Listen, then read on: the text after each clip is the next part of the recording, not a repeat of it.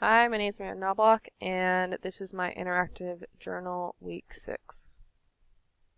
So the 5 levels of geometric thinking, first being visualization, students move from considering shapes and what they look like to developing classes or grouping of shapes that seem to be alike.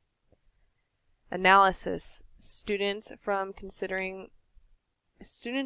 considering classes of shapes rather than individual shapes by focusing on the properties of the shapes. Informal deduction, students move from considering the properties of shapes to exploring the relationship between properties of geometric objects. Deduction, students move from considering the relationship between properties of geometric objects to developing deductive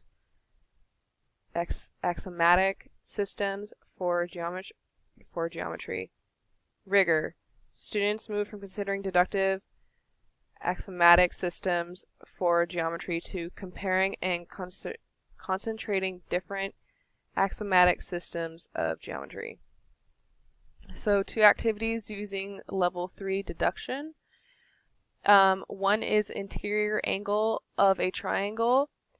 With the use of EDMU teaching activity site, students can move the angles of a triangle. After students move angles and add up the angles, at least 3, they have to then answer the question that asks what they think is true about all angles.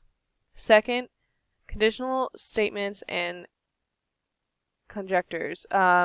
With task cards from Teachers Pay Teachers, there are 3 sets included with 20 task cards each. Each mini set has its own border design for easy sorting and its own recording sheet. In set A, students convert a statement into a conditional statement in if blank, then blank form.